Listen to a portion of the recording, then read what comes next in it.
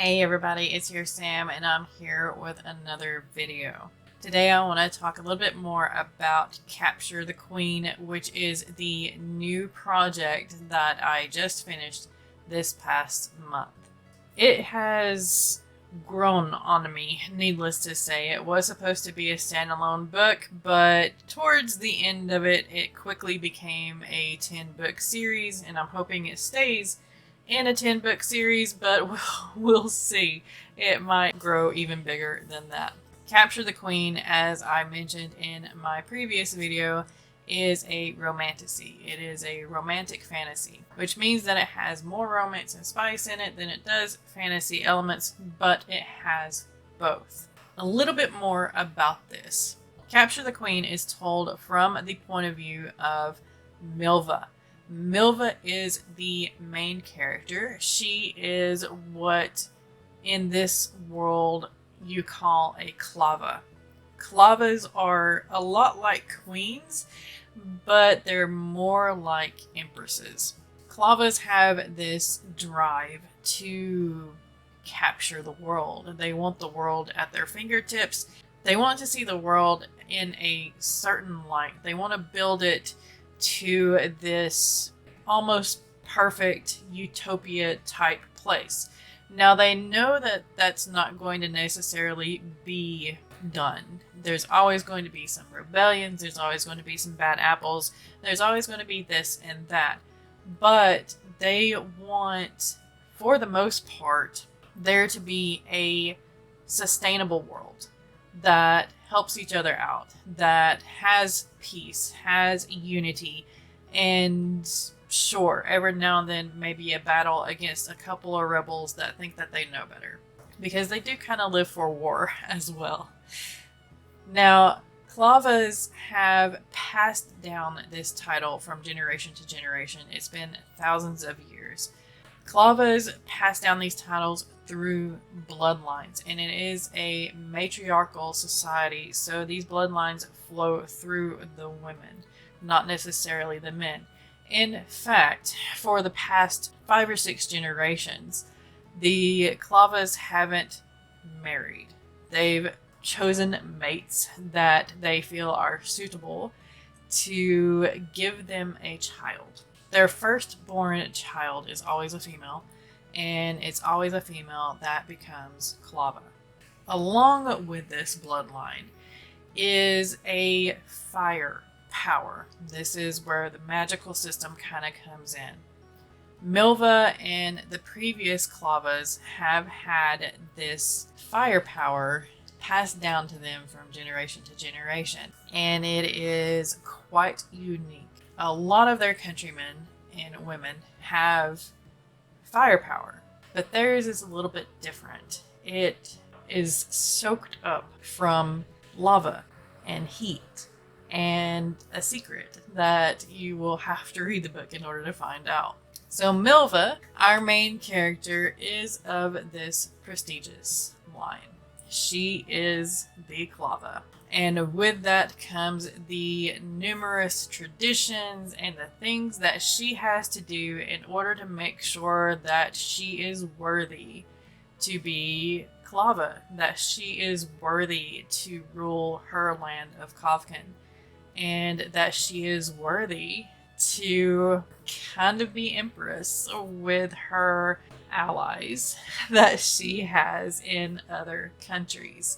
Technically, she has conquered these other countries. Her or the Clavas that came before her have basically made these countries bow to them in some way or another. Most of it has been through war. Some of it has been through trade and just kind of holding a threatening stick above their heads. They're more of an empress type, but they try to keep the peace by saying that these countries are their allies and not necessarily their subjects. So Milva has been in many battles herself. She has finally gathered all of the countries that are on the continent under her banner, so to speak. She has made all the countries an ally.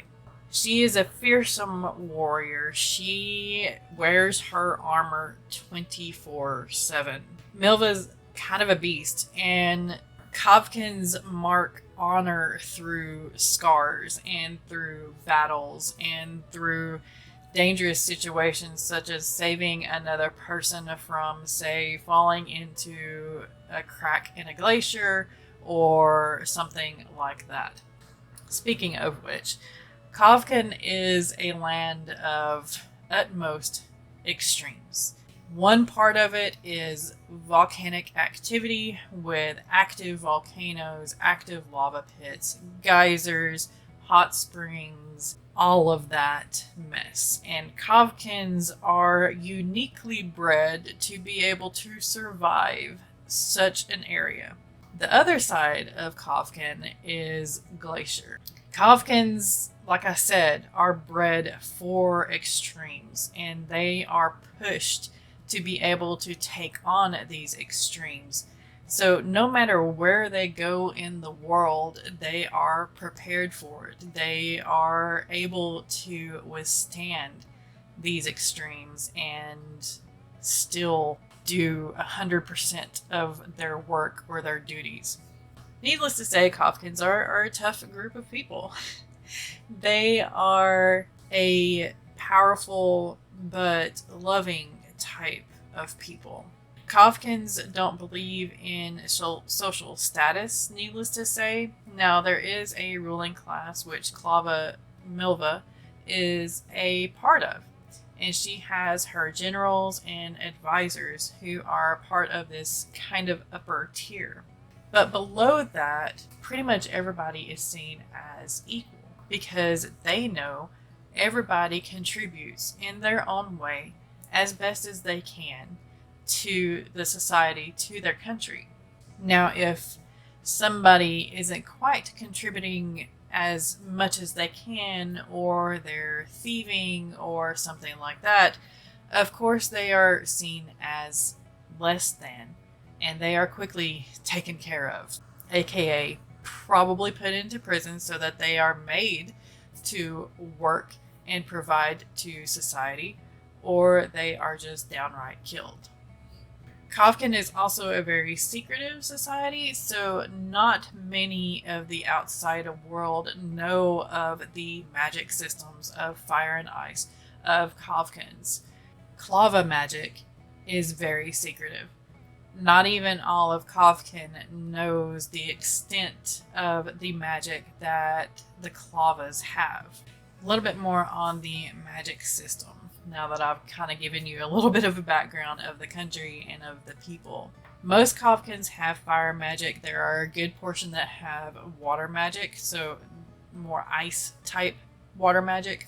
The fire magic is usually fed through heat, through fire, through lava, through the geysers, stuff like that. Sometimes it can be fed through like a friction or something of that nature that causes heat.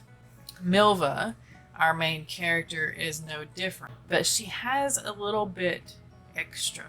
The Klava bloodline has always had that little bit extra, and I'm not going to quite reveal that just yet.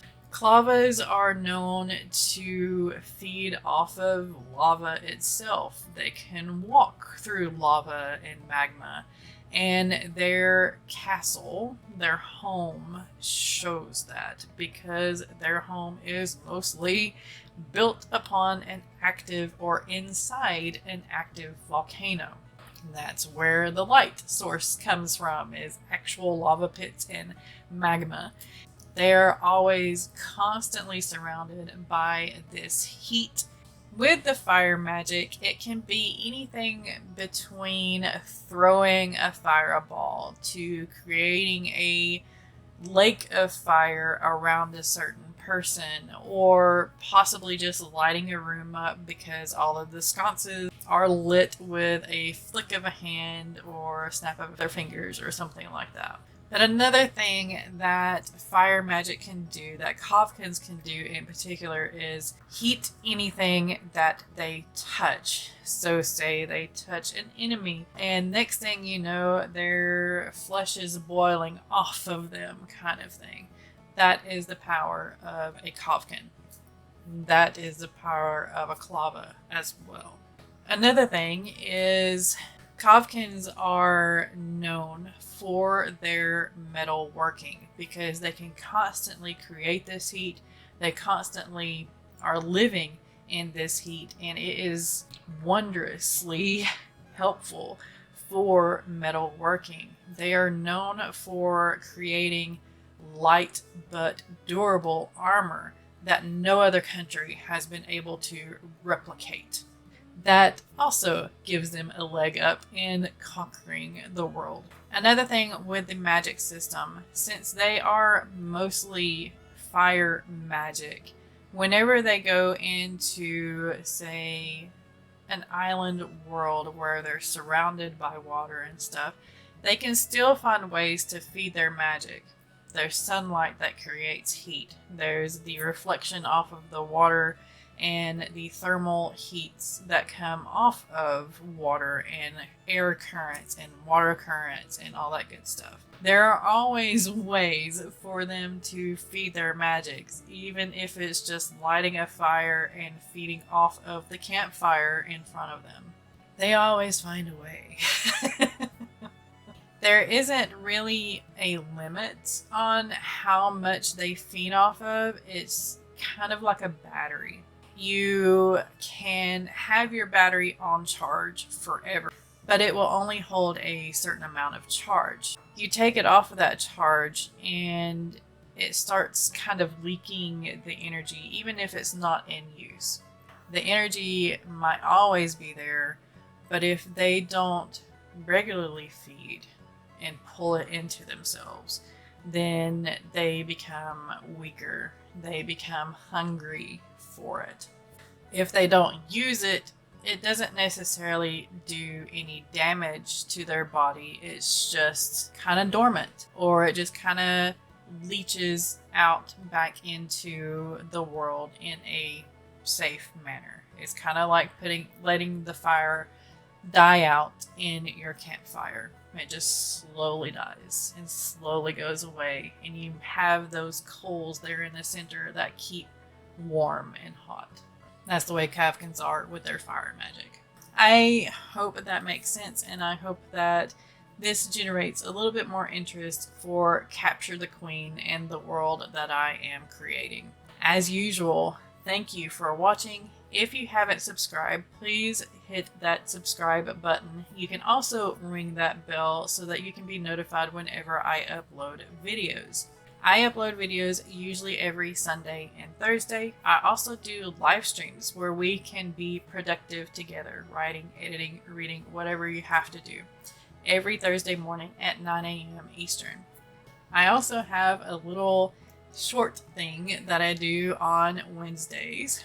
Hector wants to know, and you can always answer those questions that my little dragon buddy wants to know about you.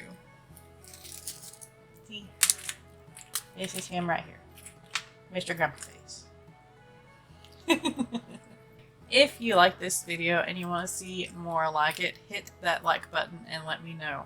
I am always open to comments, so if you have any questions, or if I rambled on a certain thing and didn't quite make myself clear, make sure to leave a comment asking me your questions. Thank you for watching. Be kind to one another out there. Be kind to yourself. Keep writing. Keep being creative. And I will see you next time.